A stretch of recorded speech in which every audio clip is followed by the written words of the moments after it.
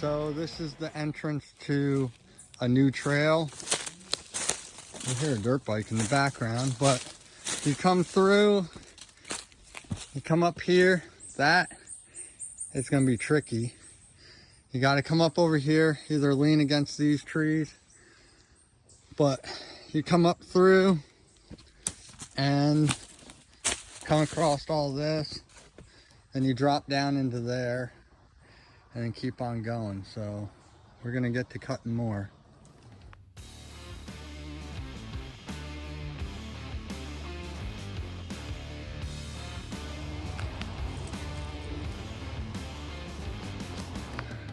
So when I'm looking for trails, I don't try to find, if it's a lot of cutting because nobody wants to volunteer, so I look for places that aren't that bad to cut. Most of this is going to be saplings like that. I've cut maybe 2 trees that size, but I'm trying to leave them. This section right here is going to not feel good for full body rigs. Suck down probably is recommended. It is like, I'll try to use my hand. Sorry, take off my glove. So it's like this all the way down. So it's a slope, probably 22 degrees, 20 degrees, something like that. So, but it's getting better. This is where it's gonna get way more challenging.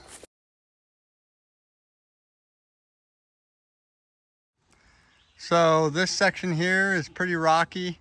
There's a tight squeeze between that boulder and that boulder. Then it gets a little bit easier again. Grab my chainsaw. Yeah, this is my small 192. Needs a little bit of work, but it's nice to carry for this kind of stuff. I really need to buy some loppers. So it's easier than, because like that stuff right there, I could just lop, but I have to cut it with the chainsaw. All this stuff is loose, but I mean, rocks are pretty big. Then that's the exit climb up out of that. So you have that line, the middle line, which is basically undercut. So there's the far right line or the far left line.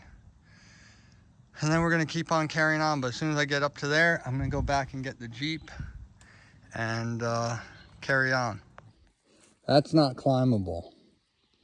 Like, that's sheer straight up. But since we're already down here, it's very weird because it is way colder down here. I gotta say, it's probably like, the further I walk down here, which I wonder if there's an open mine down here, because right here where I'm standing, it's cold. So I don't know, but the high wall ends back there. I saw this from up there and I didn't realize how deep it was. This, like,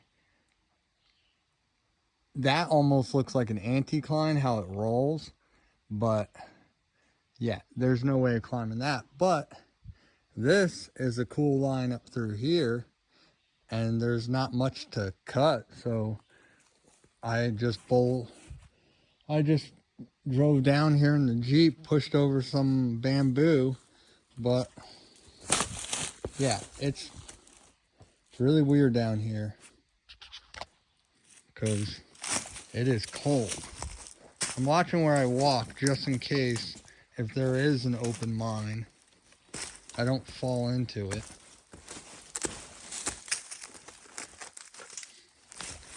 Good thing I'm light. So, still cold,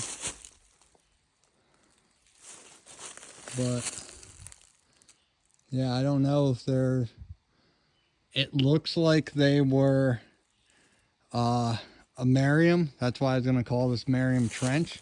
It looks like the Merriam dug against all this and against this, and this all broke off. You can see where it broke off, right? Focus right there. So I'm going to go up some more and see if there's anything worth a dam here. But this climb would be pretty fun. It'd be loose.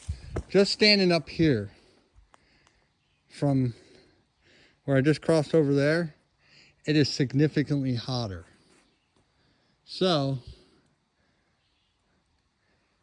that leads me to believe that there's some sort of hole in here probably.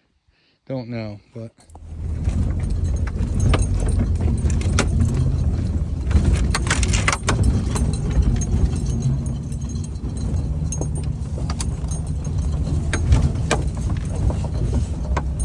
so down there is where I broke on the last video.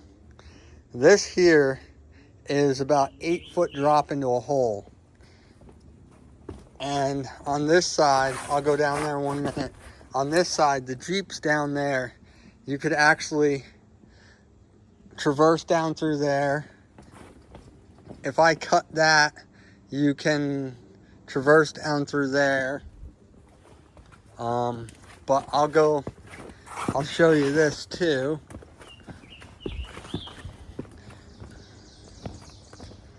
There is a friction stair climb right through there. And that's how I would, either where I was in the last video was right in that area. You would come up through this, which is a hard climb, or come up through here. Then your two options are, once you get up here, is either work your way into that hole or drop off the back side. And let me go down there and show you how big this.